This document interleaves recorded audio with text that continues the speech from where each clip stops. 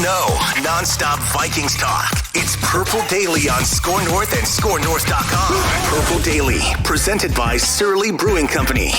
But we got a team in here. This is like a chant. Now every time I beer, we gotta score.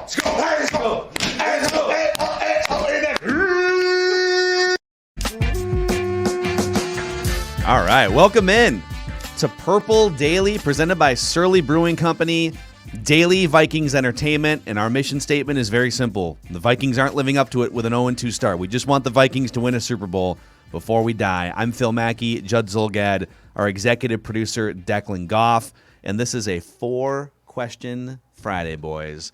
4 hard-hitting questions about the Minnesota Vikings and life and philosophy. And if you're watching us on the Purple Daily YouTube channel, thank you for clicking the subscribe button.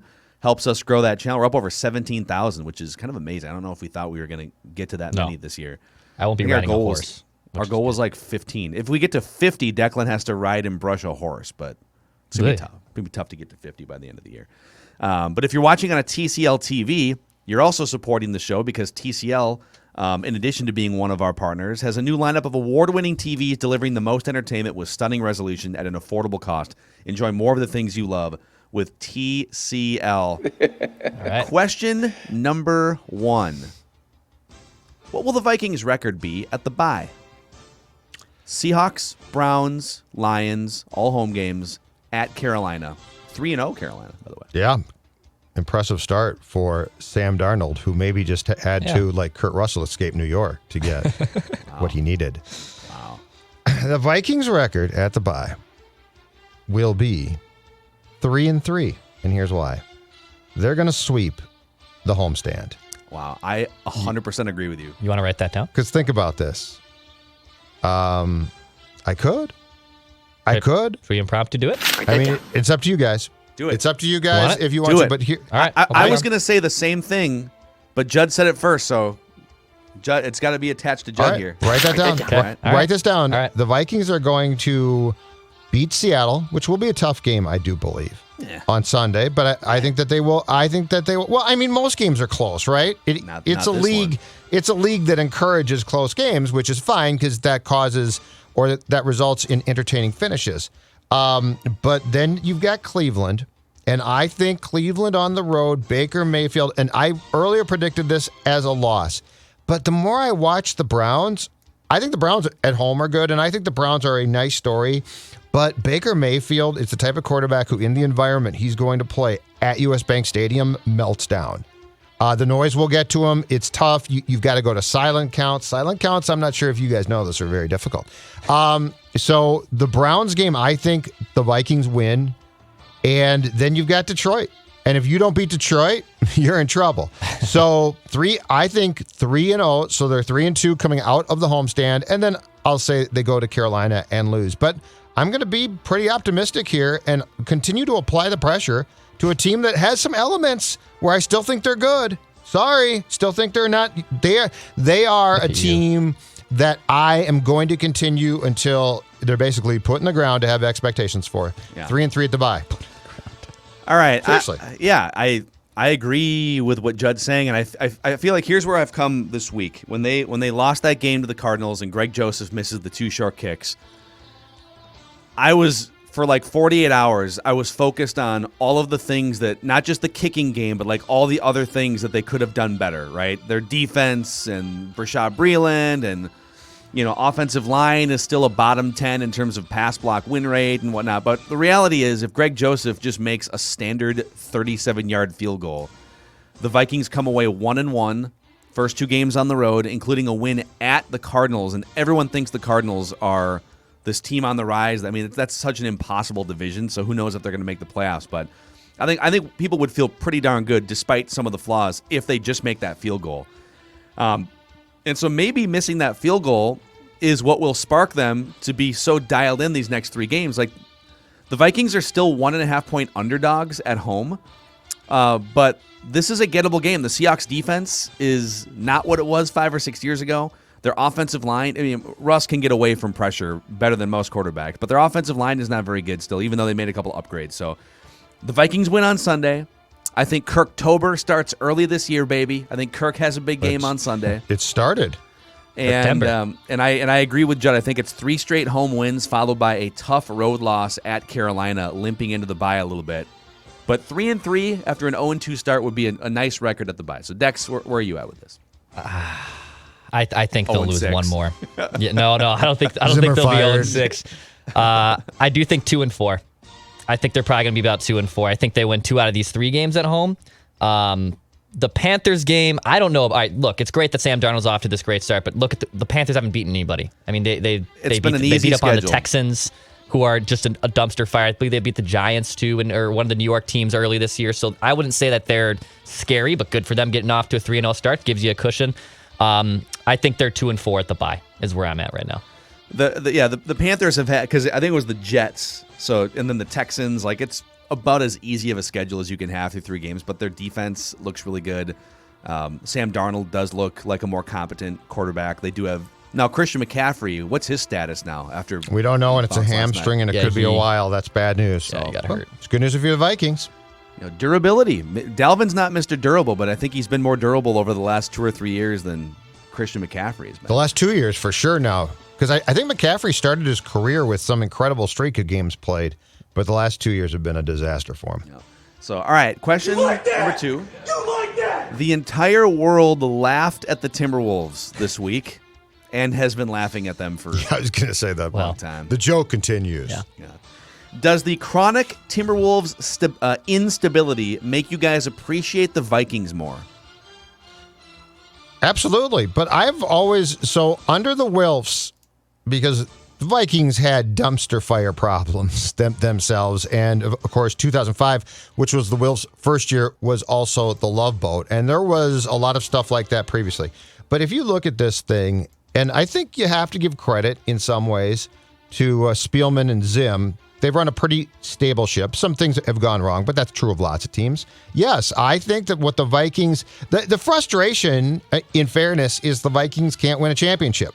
Well, that's a pretty decent frustration as opposed to, I wish they could make the playoffs sometimes. I wish they weren't a dumpster fire. I wish the people that own them weren't incompetent, which is our argument or our problem with the Wolves. So, yes, definitely. When we talk about the Vikings' problems, I think it's not being able to get a good seat at Murray's, a good table, which is a pretty good problem to have. When we talk about the Wolves' problems, they're the guy outside with the cardboard sign. Yeah, and I don't want to I don't want to insult restaurants, but it's a very different conversation. So, long answer to your question, absolutely. Yeah, Dex, go ahead. I'm about to say easily. I've had one foot out of the water with the Wolves team for the last 15 years of my life. I loved when KG was here. The run of the Western Conference Finals was legitimately one of the most fun seasons in Minnesota sports. It was awesome to see Spree and Cassell here. But the Vikings, I mean, look, they find a way to break your heart at the end. And they've had some certain dysfunction off the field, even in my lifetime. But yes, it makes me appreciate the Vikings way more after watching what the Timberwolves have done, especially over the last 18 years. Yeah, I want to draw a distinction in that I don't want to celebrate average. Like in the Vikings, there's a lot of average with the Vikings. You know, they're constantly fighting to make the playoffs and a lot of 7-9, 8-8, 9-7, 10-6, and for my money, not enough 11-5, 12-4. I mean, I'm not saying you have to go 12-4 every year. That's unrealistic. But but when you compare that to on average, every 2.5 years, the Wolves are up. It's an upheaval in their front office and new coaches, and they're alienating star players. The Timberwolves have never even retired a jersey. They've been around since the late 80s. Malik Sealy. But that was out of necessity. That's ceremony. tragic. Okay, Yeah. ceremony. Yeah.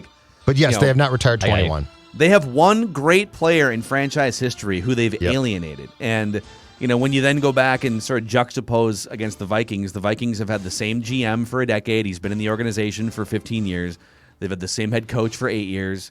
They have engaged ownership. I mean, engaged but not meddling, right? The Wolves are very interested.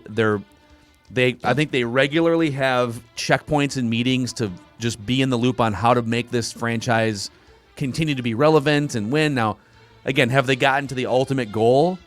No, and they should continue to be held to a standard of Super Bowl, in my opinion. But they're competitive every year.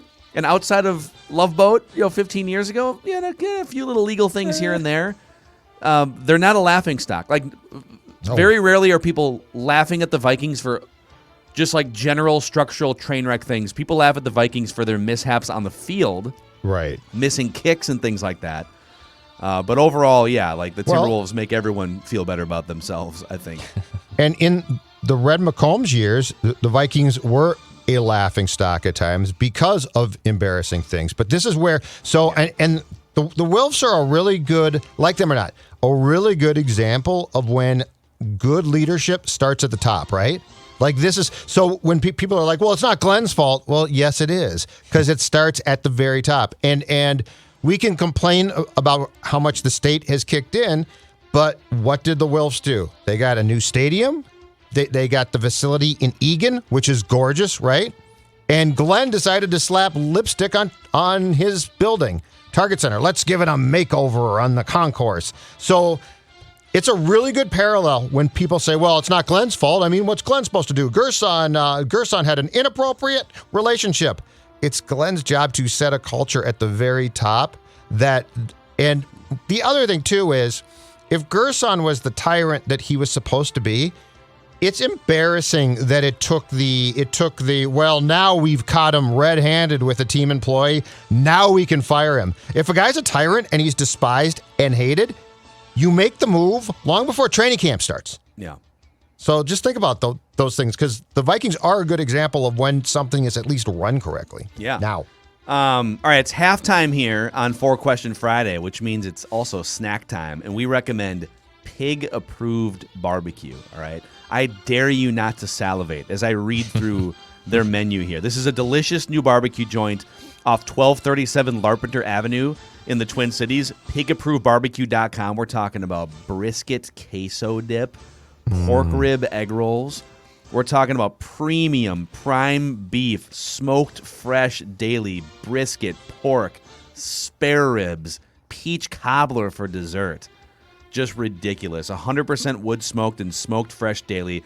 Check out their full menu and order at PigApprovedBBQ.com and wash it down with... Oh, hold on a second here. Let me think about that. Hold on. I've got it. How about a Surly Furious? How about a Surly Furious in your hand and Pig Approved on your plate during a Vikings game this Sunday? Here's what I want you to do. I want you out there to have a plate of Pig Approved and a Surly Furious, or you know what? Axeman 2, something like that. I want you to take a picture, and I want to see it at Jay Zolgad on Twitter. I want to see you folks out there not only support our sponsors. Show us your cans. But support yourself. Treat yourself to what we're talking about here, because what we're talking about is a delicious combination. Surly is the IPA that revolutionized Minnesota beer. I'm telling you right now, don't settle. Get Surly. I want to see those pictures. Pig Approved. I got one quick question. Pork rib egg rolls. I got to try those. Yeah, what are you doing after this? Is that a question or a statement? Well, it's a statement, but it's a question too, because I'd like to see them, and I'm curious what they look like, but they sound delicious. They do sound delicious. PigApprovedBBQ.com. All right, question number 3 here. Comes with a soundbite. We played this earlier in the week. How do you feel about Kyle Rudolph walking this back? You see that day in and day out, the way he pushes us on our fundamentals, on our technique, and it's to me, it's the first time I've had a head coach that's not a defensive coordinator. So it's a head coach that's in charge of the entire team. Okay, so I don't think anyone really batted an eye. He said it, and he's right. No, Joe Judge isn't exactly Bill Belichick. But he's a former special teams guy. Yeah. Yep. But when Rudolph said that, I think all of us were like, oh, that definitely reflects on Mike Zimmer. Doesn't mean he's trashing Zimmer or anything, but it definitely reflects on Mike Zimmer. Well, Rudolph went on Twitter last night and had a multi-tweet thread ripping people out there, us, I don't know, who, and this, I guess that quote was from a month ago too, and he made note of that. Can't believe this is drumming up. He said, y'all back there trying to make a comment seem like it's a shot at Zimmer when it has nothing to do with Zimmer. In context, I was stating facts that both of my previous 2 head coaches were defensive coordinators. I have nothing but love and respect for Zim and Leslie. How do you feel about Rudolph walking this quote back? His need to control narratives and be in charge of his own PR, to me, is absolutely maddening. Look, he said what he said. He's not wrong. But he wouldn't have said it unless he had a meaning towards it. And do I think that he left here on great terms? No. I think that was definitely some type of shot. Now, what it wasn't an incorrect shot. It's not like he was venting and you're like, oh, Kyle is out of line. But for him now to need to come back and walk this back, and here's my other question. Who gives a damn when he said it? I said that 4 weeks ago. Okay, dude, it got published now. You still said it. It's not like it was a ventriloquist, with his hand up Kyle's back. I've never played for this guy. I don't like Mike Zimmer. You know what, though? He is a Kyle's great defensive coach. Kyle's need to control the environment around him is absolutely, to me, such a telltale, maddening sign. It goes to during training camp when Irv Smith Jr. was playing great. I tweeted, Kyle being gone is fantastic because this creates an absolute positive Irv Smith Jr. is the guy. And Kyle liked it. Yeah. And number one, I didn't tag Kyle. So he's searching for his name on Twitter. We didn't talk about this, did we? And I forgot about it. But anyway, we briefly so he thought that your tweet was a shot at him, which it was. Well, yeah, it was, but it was correct. He liked it as a way to say, like, I'm controlling. I see you. Yeah, I see you. Well, and like I'm controlling, like I'm in charge here, so I'll like this. Whatever it was BS because it was an absolute. But much like his statement, my tweet was sort of a shot, but it was true. Irv Smith, if healthy, Kyle being gone was good. All right, I have 2 thoughts here. Thought number 1 is Kyle Rudolph, one of the greatest tight ends in Vikings history. He was a wonderful player for a decade in a Vikings uniform, golden and 2 of the best pass-catching hands in Vikings history. Yeah. Just absolute stick-em hands. Mitts. He had back mitts. of the end zone. Yep, he did. Those big football yellow mitts. Because he had mitts. He had mitts. Yep. Football. And he deserves all that praise. My criticism here, and even going back to his 2,500 word goodbye to the Vikings and the fans, which he named, I think we counted like 40 or 50 names or something in that article, including Matt like Castle. 5 former quarterbacks, Matt Castle, Tommy Kramer, Wade Wilson, Jeff George, Joe Cap, John David Booty, JDB. And he did not name Kirk Cousins. Oh, yeah. And so my criticism here is he's a little passive-aggressive, if not a lot passive-aggressive. Yes. And in this case, rather than just ignoring the buzz about this Mike Zimmer, perceived Mike Zimmer slight, just own it, man. Dude, you don't like Kirk Cousins. That's cool. You don't have to name like 40 or 50 players and not name, to not name him is going out of your way to say without saying, I don't like Kirk Cousins. You could also just name him and not have to deal with, you knew that people were going to sniff out, oh my God, why did he not name Kirk Cousins, right? Jackals like us.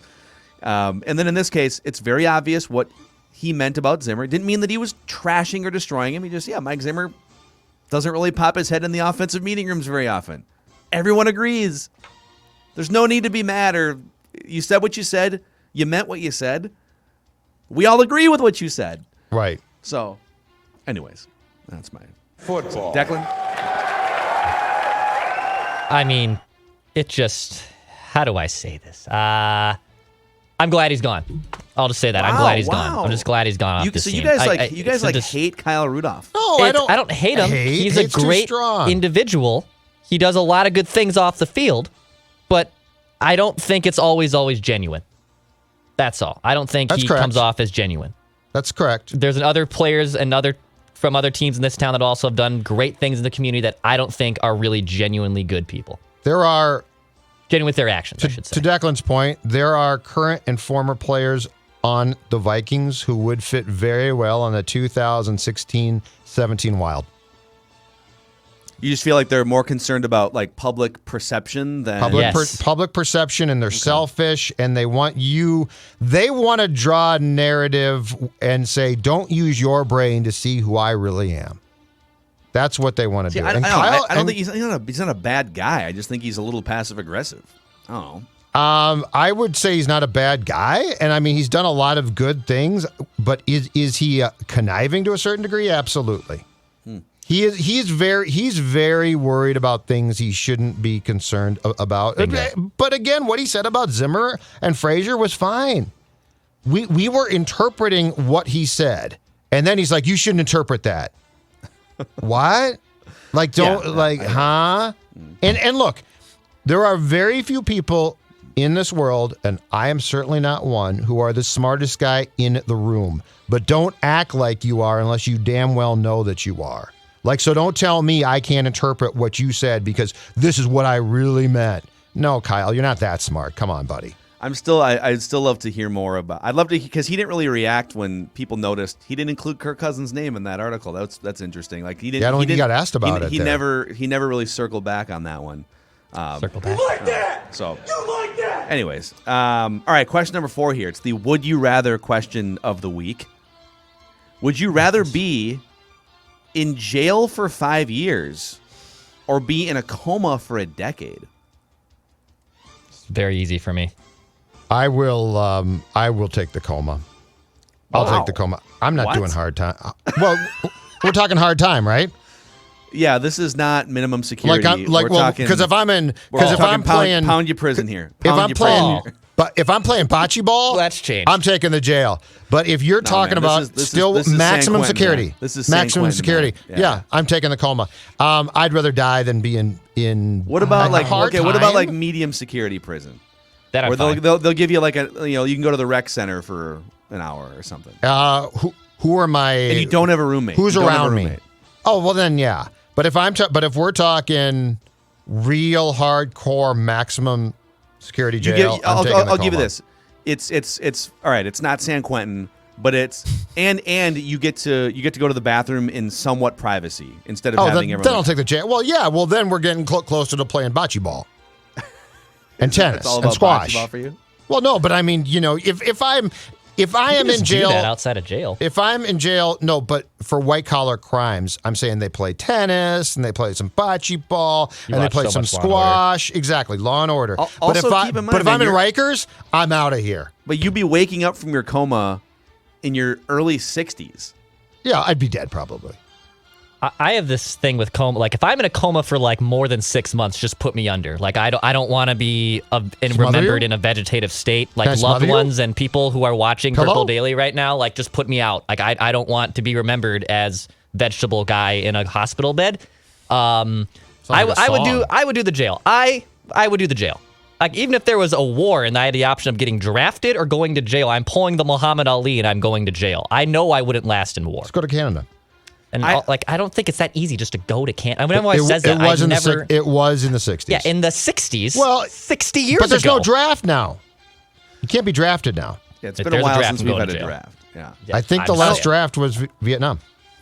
I don't think we're going to have a draft again, but it does raise. Maybe that's next week's question. First if round you're a pick, Declan draft, Goff. if there's a draft, would you dodge it next week on Purple Daily? Purple Daily. Or would you take a quarterback first? I don't want to give up. I don't want to give up 10 years of my life. Like I would rather live 5 years, even though, you know what, I would take those 5 years, I'd read a bunch of books, and I'd do a bunch of push-ups and sit-ups. And I would get in the best shape of my life. Would you for the mark next off 5 each years. day with chalk? Probably, yes. I'd read a bunch of books, I'd do a bunch of push-ups. All right. I have also figured out why Judd chose The Coma, because one of his top 5 favorite movies is Hard to Kill with Steven Seagal. Yep. Who spends like 7 or 8 years in a coma and then wakes up, puts a pair of tight jeans on, and kills everyone who put him in the coma. Don't forget, he escapes the hospital in the gurney. He does. He's in the gurney with like a crutch or something. He wakes up from the coma and senses after 7 years, oh my God, we're in danger. We need to get out now. We're in danger. Kelly LeBrock helps He's him. like, what? You just woke up from a 7-year coma. I know. We're in danger. Don't forget, Kelly LeBrock, too, part of her role when he's in the coma is to peel back the sheet and said, I wish you'd wake up. And I'm not talking the sheet on his chest. Like part of you's awake. Yeah. Yep. I'm not talking about the sheet on Steven Seagal. It's just one of the great thespians of our time. That's next week. All right, that's 4-question Friday here on Purple Daily, presented by Surly. A couple more shout-outs here. Moon Motorsports is in Monticello, and they are offering some great deals right now heading into the fall and winter fun season. So this is in-store only, but now until the end of the month, Moon is offering big savings on all on-road motorcycle gear. It's their end-of-season blowout sale. Moon Motorsports, owned and operated for 50-plus years. It's your Polaris, Can-Am, Honda, Yamaha, etc. experts in Minnesota, and they're just a short drive from the Twin Cities Metro. MoonMotorsports.com. And also, Federated Insurance has been helping us here on Purple Daily and Score North keep the lights on for a while, and they also help your business with risk management tools and resources. So find out how Federated can help your business, help you sleep better at night. All the resources available to read about at federatedinsurance.com. And remember, at Federated, it's our business to protect yours. All right, dudes. Tomorrow, we'll give you guys some purple props, make some more Vikings Seahawks predictions. And don't forget, Vikings Vent Line, a record number of viewers and listeners to Vent Line last week after that missed field goal loss. So come hang out with us. It's the most interactive show in Minnesota sports, and it happens on the Purple Daily YouTube channel right after the game is over on Sunday. See you guys.